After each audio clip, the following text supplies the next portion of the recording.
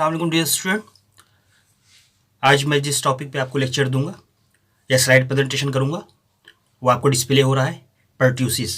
यानी क्या, इसी को और क्या कहते हैं, वोपिंग कफ भी कहते हैं या शहीका भी इसे कहते हैं या काली खांसी भी इसे ही कहते हैं। ठीक है, अभी इसके बारे में आपको जब स्लाइड प्रेजेंटेशन और आगे बढ़ाऊंगा है ना, उस वक्त भी वो आपको लिखा हुआ दिखेगा है ना। शहीका, काली खांसी और वोपिंग कफ, ये तीनों नाम से इसको पर्ट्यूसिस को या कहिए सिनोनिम्स हैं। ठीक है ना स्टूडेंट। तो अब हम लोग बात करते हैं कि शहीका यानी काली खांसी है क्या। कह रहे हैं कि यहाँ पे दिख रहा है, it is an acute respiratory tract infection that was describe by है ना सिडहेंट्स एंड पर्ट्यूसिस मीनिंग इंटेंस कफ, यानी कि ऐसी कफ जिसमें क्या हो कि हुप सी आवाज़ आए है ना, जिसके अभी मैं आपको बारे में और इसकी एक्सप्लेनेशन करूँगा। हुप कैसे कफ हो रही है, जिसे मतलब कि आदमी जैसे कफ लिया है ना, खांस किया तो उसके अंदर एक आवाज़ ऐसी आएगी, ऐसी आवाज़ सी आएगी। ठीक है ना, यानी कि अंदर वो कब होगा, जब इंस्पिरेशन कर रहा होगा है ना, अंदर अम्ल शही का जब ये अमल होगा तो उस वक्त इंटेंस जब कफ होगी उसको, तो एक इसके अंदर ये चीज़ प्रोड्यूस होता है, या इसकी खास मतलब अलामत है ये। इसे ही कुत्ता खांसी भी कहते हैं है ना, और काली खांसी भी इसे कह रहे हैं यूनानी में।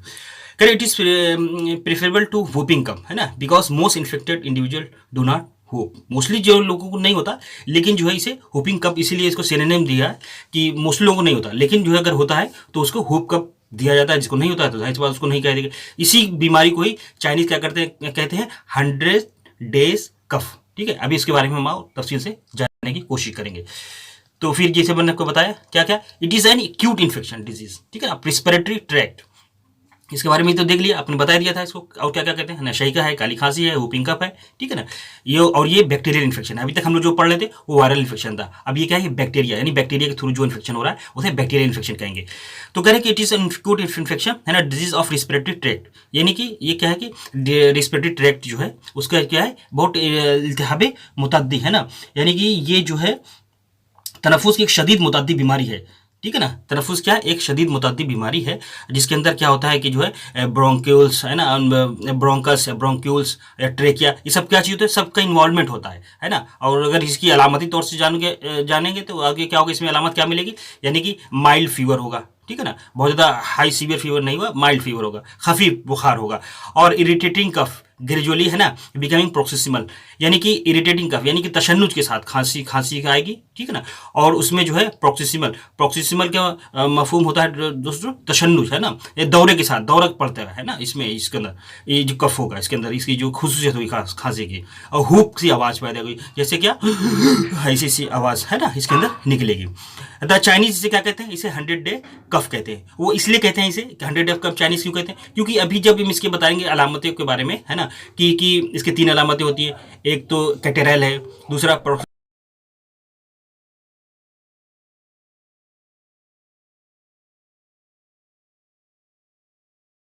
प्रोक्सिसिमल, उसका ड्यूरेशन कब से कब तक है, और फिर तीसरा कन्वलसेंट, उसकी जो है ड्यूरेशन क्या है। तो अगर इस चीज़ को काउंट करके निकालेंगे तो उसमें ये आएगा अराउंड 90 या समथिंग डेज आएंगे। तो इसलिए उसको चाइनीज जो है 100 डे कफ के नाम से इसको जानते हैं, यानी कि ये बीमारी जो है लगभग 3 महीना तक है ना रहती है, इसलिए इसको 100 डे कफ के उसके अकॉर्डिंग है ना उन्होंने इसको कहा है। ठीक है फ्रेंड, अब हम उसकी बात करते हैं प्रॉब्लम स्टेटमेंट की। कह रहे कि पूरी दुनिया में इसका वाक़या होती है ना, सभी पूरी दुनिया में होती है, और खासतौर 2012-2000 का डेटा दिया हुआ है ना, कितने लाख थे, 2.4 लाख इसका जो है केसेस WHO ने रिपोर्ट किया था।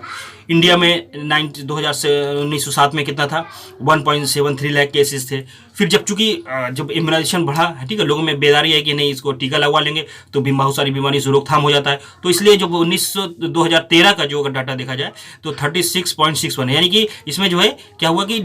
77% क्या होगा, इसमें डिक्लाइन आ गया। इसलिए कि उसमें जो लोगों ने अवेयरनेस है ना, और जो है इस वजह से जो इस बीमारी पे हाल पता क्या काबू पाया जा रहा है। ठीक है ना, तो अब देखिए 70% केसेस घट गए है ना, जो 2000 उसमें थे, जो 1907 में था, और 2013 के केसेस अगर उसको डाटा को कंपेयर करिए तो उसमें 77% की कमी आई है।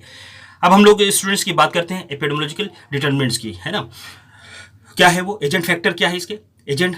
आपको बताया, अभी बताया नहीं है, अब बताता हूँ क्या है। The positive agent is a Bordetella pertussis. ठीक है ना, ये बैक्टीरिया है, ग्राम पॉजिटिव बैक्टीरिया होता है, और इसका नाम क्या है, बॉर्डीटेला पर्ट्यूसिस। अब तो याद रखिएगा कि जो पर्ट्यूसिस बीमारी होती है उसका पॉजिटिव एजेंट क्या है, बॉर्डीटेला पर्ट्यूसिस, बॉर्डीटेला पर्ट्यूसिस। ठीक है फिर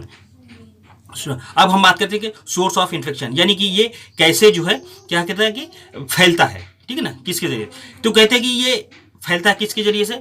जो है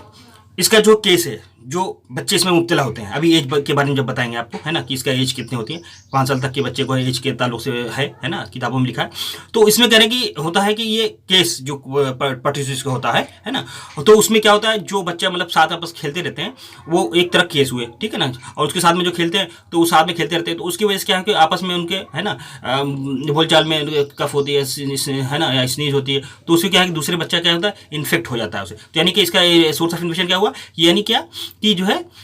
कोई क्लिनिकल केस हो या केस हो, है ना, मतलब क्लिनिकल ही केस होगा, क्योंकि इसमें देखा आगे क्या लिखा, there is no evidence of the subclinical, कोई ऐसा नहीं है कि जिसके अंदर ये मिलेगा, है ना, वो उसके अंदर क्लिनिकल प्रेजेंटेशन हो ही जाएगा जिसके अंदर ये बीमारी होगी जिस बच्चे के अंदर, ठीक है ना, यानी वो सब क्लिनिकल फॉर्म में नहीं रहेगा कि उसकी अलामत जाहिर ना हो, है ना, वो दूसरे इन्फॉर्म नहीं, अगर वो क्लिनिकली जाहिर हो ही जाएगा तो उसकी कंडीशन में क्या करना है, जाहिर सी बात है कि अपने बच्चों को, है ना, कुछ दिन तक रोक लेना है, किसी और बच्चे के साथ खेलने नहीं देना है, या कोई बच्चे अगर ऐसा है तो उससे दूरी बना रखने के लिए इसको नसीहत करेंगे, उसको कहेंगे, ठीक है। अब स्टूडेंट्स हम इसकी बात करते हैं इन्फेक्टिविटी पीरियड, यानी कब से कब तक जो इन्फेक्शन इसका फैल सकता है। करेंगे 1 वीक आफ्टर एक्सपोजर, इसका जब एक्सपोजर हुआ उसके कब तक, 1 हफ्ते तक, 1 हफ्ते के बाद, है ना, कब तक, 3 हफ्ते तक। जब एक्सपोजर हुआ उसको 1 हफ्ते बाद से लेकर के 3 हफ्ते तक जो है क्या होगा, इसका वो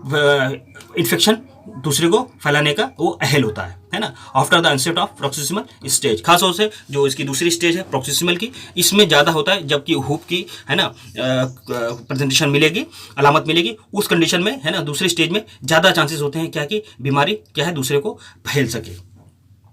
इसका सेकेंडरी अटैक रेट, इसके बारे में सारी चीज बता दें। सेकेंडरी अटैक क्या होता है, यानी कि एक इंक्यूबेशन पीरियड में, है ना, प्राइमरी केस है जो उससे और लोग कितने लोग, प्राइमरी केस है जो उससे और लोग कितने लोग इससे इन्फेक्ट हो सकते हैं, तो क्या है 90% है, 90% लोग अगर किसी को है तो उससे सामने कॉन्टेक्ट में जो भी आएगा उसको ये बीमारी 90% उम्मीद है कि उसे हो ही जाएगी, ठीक है। और इसकी हम बात करते हैं इसका होस्ट फैक्टर, यानी कि किस किस को बीमारी हो सकती है। तो एज की बात करें कि कह रहे हैं कि it is primary disease of किसकी, चिल्ड्रेन की, है ना। ये देखिए अभी आपको जब बताएंगे कि जो है कैसे वो फैलता है ना, मोड ऑफ ट्रांसमिशन क्या है, तो उसमें ये तस्वीर आप उसको ध्यान में रखिएगा। तो ये कह रहे हैं कि जो है ऑफ इन्फेंट कितना है ना, एंड प्री स्कूल चिल्ड्रेन जो होते हैं उनके अंदर between below 5 years of age के अराउंड जो बच्चे होते हैं जिनकी उम्र होती है उनके अंदर ये इन्फेक्शन, है ना, एज होस्ट होते हैं वो, और इनकी एज क्या है वो 5 ईयर्स या बिलो से कम होते हैं ना, ठीक है ना, उनके अंदर बीमारी होने के चांसेस होते हैं।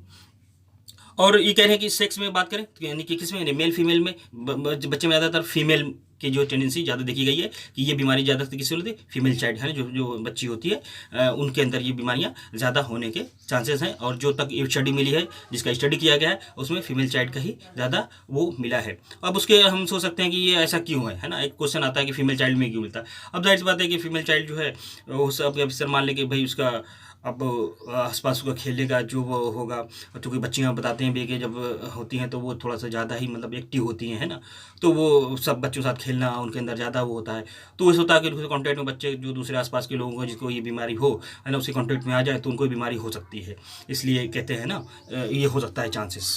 इसका। और भी चीज़ें ताबीरात हो सकती हैं, लेकिन जो तो मैं समझ रहा हूँ यही है कि बच्चियाँ आपस में खेलती होती हैं, थोड़ा सा चंचल होती हैं, है ना, तो इसलिए उनके अंदर ये ज़्यादा बीमारी होने के चांसेस होते हैं। अब अगर हम इसकी बात करें इम्यूनिटी की, यानी कि अगर ये कब होता है ना, यानी अगर मान लीजिए हो गया तो क्या इसके बाद दोबारा होने के चांसेस होते हैं कि नहीं।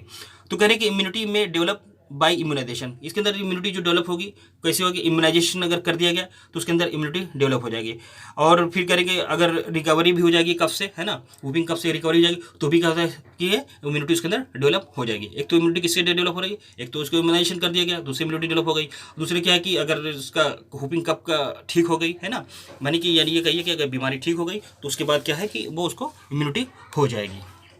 डेवलप उसके अंदर बॉडी में, जिसमें उसके अंदर डेवलप हो जाएगी, ठीक है, अब इसके हम बात करते हैं, एजेंट हो गया और उसका होस्ट हो गया। अब इसका क्या इन्वायरमेंट की बात करते हैं। इन्वायरमेंट कहते हैं मोस्टली स्टूडेंट्स आप याद रखिए कि अभी तक हम लोग जो डिजीज पढ़ रहे हैं, है ना, वो क्या है, रिस्पिरेटरी ट्रैक्ट इन्फेक्शन डिजीज है। तो मैंने आपको बताया कि जो उसके सोर्स ऑफ इन्फेक्शन क्या होगा, वो रिस्पिरेटरी रूट ही होगा, है ना, जिसके जरिए से वो क्या है कि बीमारियां लगेगी। एक बात, दूसरी बात याद रखिएगा कि जो भी रिस्पिरेटरी डिजीज की है ना, जब इन्वायरमेंट की बात करेंगे तो मोस्टली क्या है कि विंटर या इसका मौसम बाहर, है ना, स्प्रिंग का जो मौसम होता है उसी के अंदर ज़्यादातर, है ना, ये बीमारियां होने के चांसेस होते हैं। ठीक है, या तो ओवर क्राउड है, अगर क्राउड बहुत ज़्यादा लोग रहते हैं, जो है ना, जो लोअर सोशो इकोनॉमिक लोग क्लास के लोग होते हैं, तो वो आपस में बहुत ही मतलब क्लोज रहते हैं, है ना, उनके भाई ज़्यादा एक रूम में है तो एक रूम में बहुत सारी फैमिली है उनकी, उसी रूम में रहे तो उनके अंदर ज़्यादा चांसेस होते हैं कि वहाँ पे इन्वायरमेंट जो है उनके कास बनता है, ये सबब बनता है बैक्टीरिया, है ना, अपने आप को ग्रो करे और दूसरे को इन्फेक्ट करने का। ठीक है, अब हम इसकी बात करते हैं मोड ऑफ ट्रांसमिशन। जैसे आपको बताया रेस्पिरेटरी की तभी चीज़ क्या है, वो किसकी तरह ड्रॉपलेट इन्फेक्शन, ठीक है ना,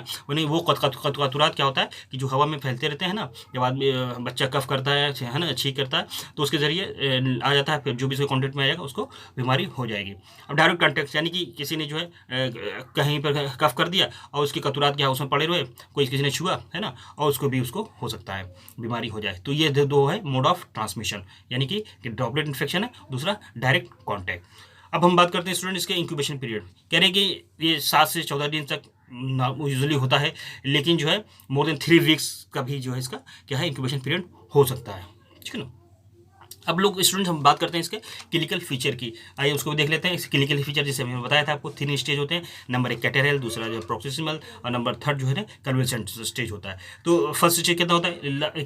अबाउट 10 डेज तक की होती है ना, और ये बहुत ही इट इज़ वेरी कंटेजियस, ये स्टेज भी कंटेजियस होती है बहुत ज़्यादा, है ना। और इसमें जो आप इसमें जो साइंस मिलेंगे, ठीक है ना, इसमें क्या है कि इब्तदाई मर्ज में अशरा तक, है ना, हफ्ता अशरक यानी कि 10 डेज तक जो है जुकाम की अलामत पाई जाएगी। उसके बाद शिद्दत की खांसी के दौरे पड़ते हैं, चेहरा और आंखें क्या होती हैं इसमें सुर्ख हो जाते हैं, है ना, कुराइजा जुकाम भी मिलेगा, अंदर से भूख भी नहीं लगेगी उसे, ठीक है ना। और पहले तो नाइट कफ होती है, बाद में जो है ये भी जो है दिन में भी और रात दोनों टाइम में खांसी होने शुरू हो जाती है, ठीक है ना। तो ये होगा पहला स्टेज, है ना, कैटेरल स्टेज है, जिसको जो है कि 10 दिन तक होती है, और इसमें जो है जुकाम की अलामत पाई जाएगी, भूख नहीं लगेगी बच्चे को, ठीक है ना, और स्नीजिंग होगी, है ना, और कब भी आएगी, दो खांसी होगी शुरू में, तो वो जो है रात में ही आती रहेगी, लेकिन फिर बाद में वो दिन और रात दोनों में आना शुरू हो जाएगी खांसी। अब हम इसकी बात करते हैं दूसरे स्टेज की। वो दूसरा स्टेज क्या है स्टूडेंट, हम देख लेते हैं उसको। ये है प्रोक्सिमल स्टेज, ठीक है ना। ये कह रहे हैं कि लास्टिंग कब से कब तक रहती है, 2 से 4 हफ्ते तक रहती है, ठीक है ना, 2 to 4 वीक। और इसके खुसूसी क्या होगा, इसके अंदर क्या होगा, अभी जो मैं बताया, जो इसकी खास अलामत जो मिलेगी वो दूसरे स्टेज में मिलेगी, ये याद रखिएगा। यही चीज़ें जो है MCQ में बनती है कि हुपिंग पर्ट्यूसिस के अंदर, है ना, हुप जो कफ मिलते हैं, है ना, जिसमें से हुप सी आवाज़ जो आती है वो किस स्टेज में मिलती है, तो वो आप याद रखिएगा कि सेकंड स्टेज जो है ना, पर्ट्यूसिस की, उसके अंदर ये मिलती है। तो इसमें क्या होता है कि बर्स्ट ऑफ रैपिड कॉन्सिक्यूटिव कफ, है ना, followed by deep high pitch inspiration, है ना, अमले शहीक, यानी कि जब आदमी क्या करता है, सांस अंदर खींचता है ना, उसे कहते हैं अमले शहीक, और जब बाहर सांस छोड़ता है तो एक्सपेक्टोरेशन, है ना, जिसे कहते हैं एक्सपायरेटरी, है ना, उसको क्या कहेंगे, अमले जफीर कहते हैं। और यहाँ पे जब अंदर सांस लेता है तो इंस्पिरेशन, यानी कि अंदर जब सांस खींचता है, तो वो जब खींचेगा बच्चा, है ना, तो उसकी एक हाई पिच के साथ उसके अंदर हुप सी आवाज़ होगी, फॉलोड बाई वोमिटिंग। कभी कभी ऐसी कंडीशन में क्या हो सकता है कि उसको बीमारी, यानी कि जब पहले हम बात करें कि मरीज़ खांसते वक्त, है ना, सांस जोर से खींचता है, ठीक है ना, और उसके बाद एक सीटी की मानी तेज आवाज़ पैदा होती है, हुप, जिसको हुप कह रहे हैं ना, सीटी जैसी आवाज़ होगी उसको कह रहे हैं हुप, जो है तमाम जो है होता है। उसके बाद बलगम खारिज होता है, और अवसर का जो है करें कि जो खांसी होगी उसके साथ क्या होगा कि जो है वो वोमिटिंग, यानी कि कई हो जाएगी, ठीक है ना, उसके अंदर स्टूडेंट। और बताइए इसके दौरे ज़्यादातर रात में पड़ते हैं, है ना, 24 घंटे के आसपास ये में 40 से 50 मरतबा हो ही जाते हैं, और 2.5 घंटे में कई मरतबा खांसी की शिद्दत, और बाज़ औक़ात किसी किताब में लिखा है कि इसमें नक्सीर भी फूट जाती है। तो ये था इसका दूसरा, है ना, जिसमें मैंने आपको बताया हुप की आवाज़ आती है ना, और ये आपको याद रखिएगा सेकंड स्टेज का। तीसरा स्टेज या रिकवरी कन्वेंसेंट यानी रिकवरी स्टेज, ये जो 1 से 2 हफ्ते तक होती है, और इसमें क्या होती है कि जो खांसी होती है वो धीरे धीरे इंप्रूव होती है, कम होती जाती है, और है ना, और साउंड भी उसकी आवाज़ फेड हो जाती है, और एयरवे हील्स हो जाते हैं, उसके अंदर जो एक्स्ट्रा बल्गुमी रतूबात होते हैं वो क्या होते हैं, वो हील हो जाते हैं। अब इसकी हम स्टूडेंट बात करते हैं कॉम्प्लिकेशंस की। इसी कॉम्प्लिकेशंस क्या है, ठीक है ना, यानी इसकी पेचीदगियाँ क्या है। तो नंबर एक क्या कह रहे हैं कि ब्रोंकाइटिस, ठीक है, इसको क्या कहते हैं, वर्मेशॉप, ब्रोंकाइटिस कहते हैं। अब आप लंग की एनाटॉमी पढ़ लीजिएगा, उसमें देख लीजिएगा कि ट्रेकिया कहाँ से होता है, फिर ब्रोंकस कहाँ से शुरू हो रहा है, अब ब्रोंक्यूल्स कहाँ से शुरू हो रहा है, ठीक है ना। तो ये ब्रोंक्यूल्स जो होते हैं वर्मेशॉप, कह रहे जदीद मेडिसिन में ये इसको ट्रेकिया और ब्रोंक्यूल्स के जो इन्फ्लामेशन होता है, इसकी वजह से जो एक नतीजा निकलता है ना, उसके इन्फ्लामेशन की वजह से, तो उसको क्या है कि स्वाल यानी खांसी की जो शुरुआत होगी, है ना, तो वो कैसी क्यों होती है, ब्रोंकस जो होता है उसका इन्फ्लेमेशन और प्लस ट्रेकिया का इन्फ्लेमेशन, दोनों के वजह से जो कि खांसी पैदा होती है ना, उसे ही जो है इसकी मतलब इनके इल्तिहाब से खांसी पैदा होती है। अब दूसरी बात करते हैं ब्रोंको निमोनिया, यानी जातुरिया फुसेसी। मैंने कहते हैं कि जो थोड़े छोटे छोटे लोब्स जो होते हैं, है ना, उसके लंग्स के, फेफड़े के, रिया के, उसके अंदर क्या होता है कि जो है ये कंडीशन डेवलप हो जाती है ना, और वो जातुरिया, ठीक है ना, ब्रोंकिक्टियासिस की, यानी कि इसके जो बारीक छोटी छोटी रगें हैं, है ना, गट तबई पे क्या हो जाती हैं, वो उसमें वो चीज़ डेवलप हो जाती है, ठीक है ना, और निमोनिया है ना,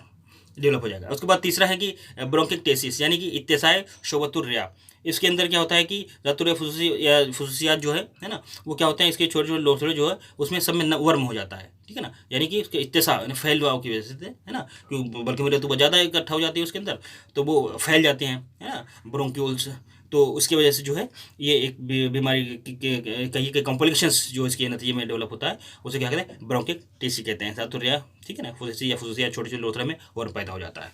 तो ये हो गया उसके कॉम्प्लिकेशंस की। अब इसकी बात करते हैं कंट्रोल क्या करेंगे, कहने, ठीक है। तो यानी केसेस एंड कंट्रोल, यानी कि केस अगर कोई है तो इसको पहले डायग्नोस किया जाएगा, फिर उसको आइसोलेट किया जाएगा, है ना, उसकी ट्रीटमेंट की कोशिश की जाएगी, और फिर उसकी जो डिस्चार्ज जो चीज़ है ना, जैसे जो चीज़ कपड़े हैं या जो चीज़ इस्तेमाल करते हैं, टॉयज़ है, वो सब चीज़ को अगर डिसइंफेक्ट किया जाएगा। और इसी कंटेंट में करें कि यंग चिल्ड्रन अगर आते हैं तो उनको दूर कर दिया जाए, ताकि उनको जो है ये केस के जरिए से दूसरे को बीमारी ना लग जाए। और इसकी प्रिवेंशन की हम बात करें तो इसके एक्यूट इम्यूनाइजेशन के जरिए से इसके प्रिवेंशन किया जाता है, है ना, एक्टिव इम्यूनाइजेशन के जरिए से। और इम्यूनाइजेशन में क्या कहते हैं कि जो है इसमें नेशनल चाइल्डहुड में, है ना, जो अपना इम्यूनाइजेशन प्रोग्राम है उसके अंदर ये कंबाइंड वैक्सीन की तरह दी जाती है, उसे डीपीटी कहते हैं या DTVP, यानी कि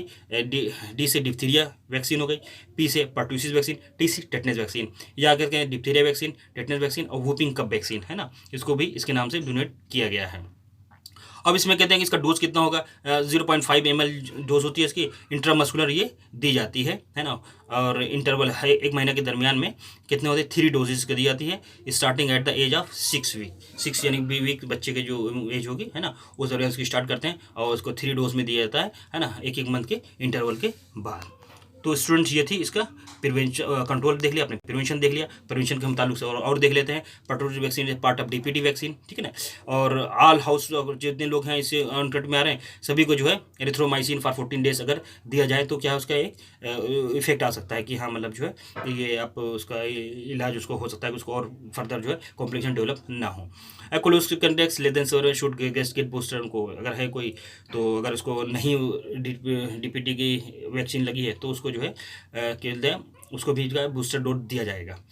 और ये documented infection exempt from routine pertussis vaccination, और ये भी कहा गया कि इसको डॉक्यूमेंट किया गया है ना, लिखा गया है किताबों में कि ये रूटीन पर्टूसिस वैक्सीनेशन को दिया जाना चाहिए और दिया जाता है।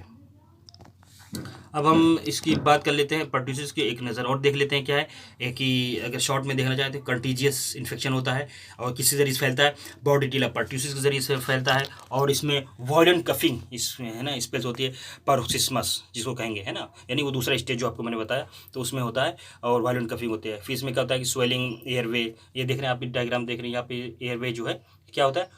ये स्वेलिंग हो जाती है, इसकी वजह से हुपिंग नॉइस ही पैदा होती है, इसी को ही हुपिंग कफ भी कहते हैं। और हम बात अब हम कंक्लूजन पे आते हैं क्या कि सो बाय दिस प्रोजेक्ट है ना we can say the pertussis और whooping cough is a disease of respiratory mucus membrane, respiratory का जो म्यूकस मेम्ब्रेन है ना, तो उसका ही उसमें क्या होता है इन्फ्लामेशन होता है, और ये करेगा it is bacterial and contagious disease, है ना। तो किससे फैलता है, पर्टूटिला, इट मेनली अगर 3 से 5 साल के जो बच्चे हो सकते हैं उनके दरमियान ये होती है बीमारी, और एक्टिव इम्यूनाइजेशन के जरिए इसको रोका जा सकता है, और इस treated by DPT vaccine and antibiotics के जरिए से इसका ट्रीट किया जाता है। अब आइए स्टूडेंट हम इसको और उर्दू में भी इसके एक बार इसको रिकॉल कर लेते हैं, रिवाइज कर रिकैप कर लेते हैं, ताकि क्या है कि हमें ज़्यादा से ज़्यादा जितना सुनेंगे, जितना ज़्यादा पढ़ने की कोशिश करेंगे, है ना, उतना ही क्या है हमारा ज़हन नशीन होगा, हमारा कॉन्सेप्ट क्लियर होने की ताकि जब आप बुक्स उठाएंगे तो आपको आसानी से हो जाएगी कि आप इसकी चीज़ों को समझने में आसानी है। जैसे मैं इसके बारे में पढ़ देता हूँ, आप भी इसको पढ़ लीजिएगा, है ना, और सुन भी लीजिएगा कि काली खांसी की इब्तदाई अलामत में शामिल है नाक बहना, छींक आना, हल्की खांसी जो कि खांसी से लग सकती है, हल्का बुखार भी आमतौर पर वाक़ होता है, तहम खांसी आहिस्ता आहिस्ता मजीद संगीन हो जाती है, आखिर में मरीज़ को कभी कभी सख्त खांसी की लाक होती है और इसके बाद कुत्ते की भौंकने जैसी आवाज़ निकलने होती है, जो बीमारी को उसको आम है ना आम नाम अता करती है। जब वो अंदर सांस लेने की कोशिश करते हैं, जब वो खांसी के दौरान वाक़ हो रहा तो मरीज़ का रंग नीला हो सकता है, ठीक है ना, इतना ज़्यादा मतलब खींच के साथ, तो क्या होता है कि ब्लड का सर्कुलेशन उस एरिया में कम हो जाता है, जिसकी वजह से कहा कि चेहरा नीलगूं हो जाता है। काली खांसी को कह रहे हैं कि इसको आने में 10 से 7 दिन लगते हैं, लेकिन इसमें 1 महीने से भी ज़्यादा लग सकता है। लेकिन जब बार बार अलामत का ज़ोहर हो जाता है तो बीमारी अपनी रफ्तार पकड़ने में चंद हफ्तों से लेकर महीनों तक लग सकते हैं। बालिकान के लिए अलामत कम संगीन हो सकती है, लेकिन काली खांसी शेरख्वार और छोटे बच्चों के लिए नहायत खतरनाक हो सकती है। तो स्टूडेंट्स, ये थी हमारी अब तक की गुफ्तगू। अब इंशाल्लाह हम लोग फिर आपसे मिलेंगे एक नए लेक्चर के साथ। तब तक आप अपना ख्याल रखिए और पढ़ते लिखते रहिए, खुश रहिए। अल्लाह।